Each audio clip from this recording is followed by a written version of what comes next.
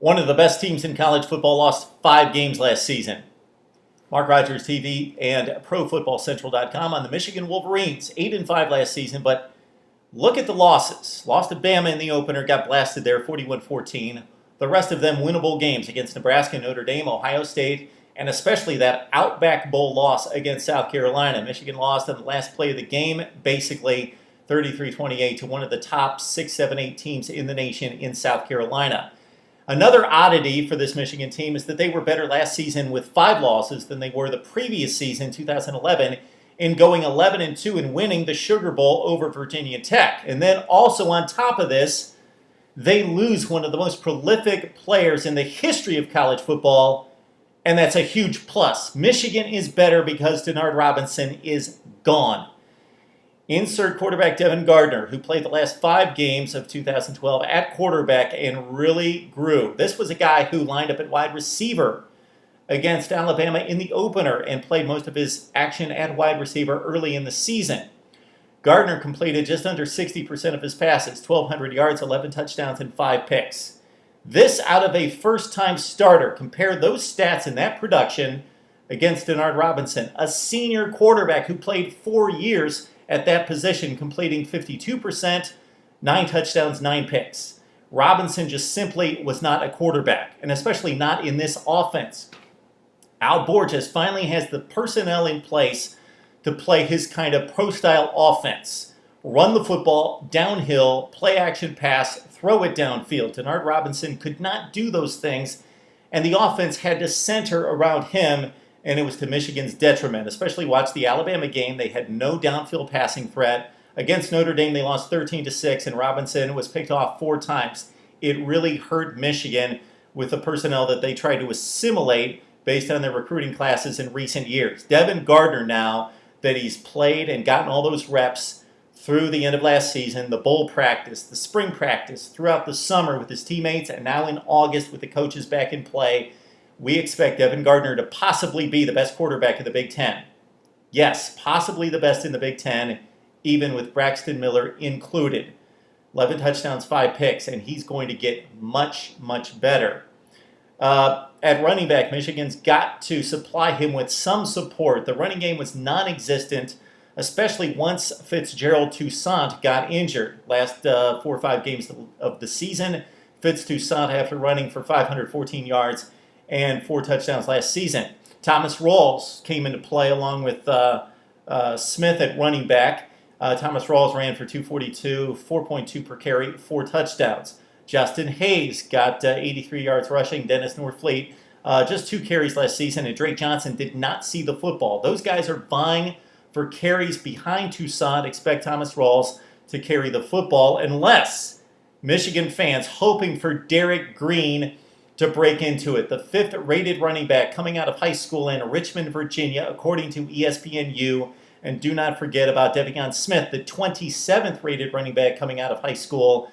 And we know what those recruiting rankings really mean. Sometimes they mean a lot, sometimes not so much. So the 27th rated running back may turn out to be better than the 5th rated running back. But we know Wolverine fans are really geeked about Derrick Green.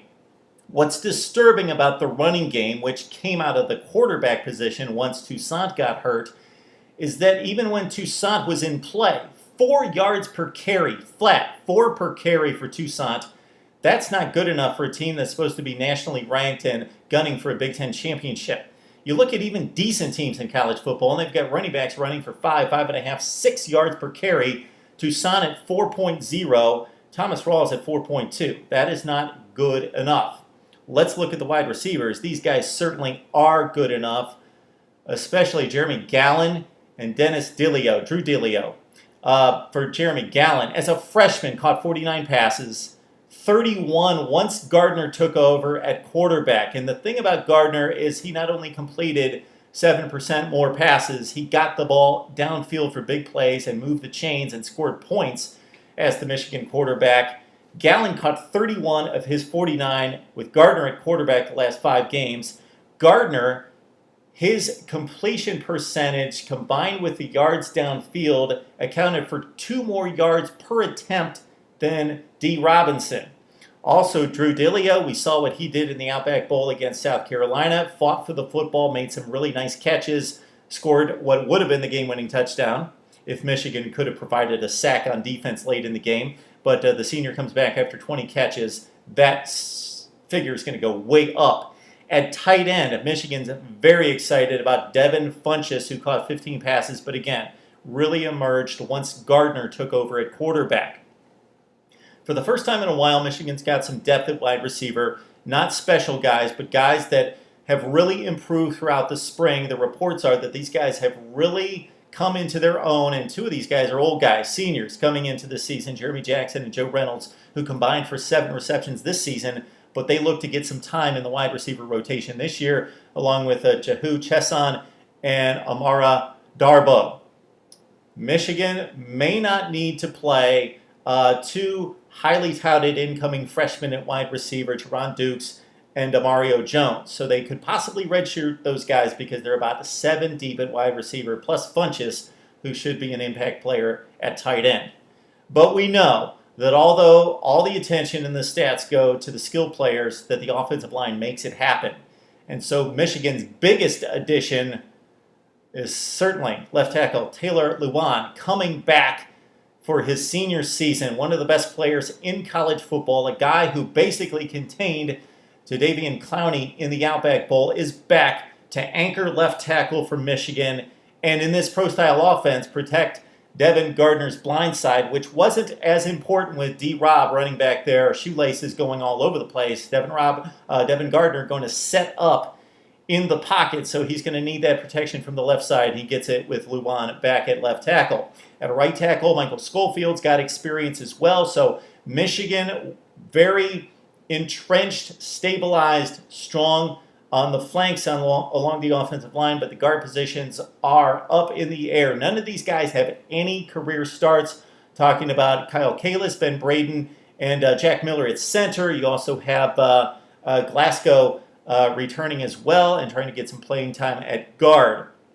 So the interior line out of the entire offense and a playmaker at running back, those are the two big concerns, because if Derrick Green or Devion Smith do not step up as the playmaker out of this running game, Michigan does not have the breakaway guy to make it happen in the running game, and it could be extra difficult with poor guard play and center play out of those inexperienced guys in the interior line. So that's the problem area possibly for Michigan, even though 3 of the top 7 guards coming out of high school football, according to ESPNU, signed with Michigan.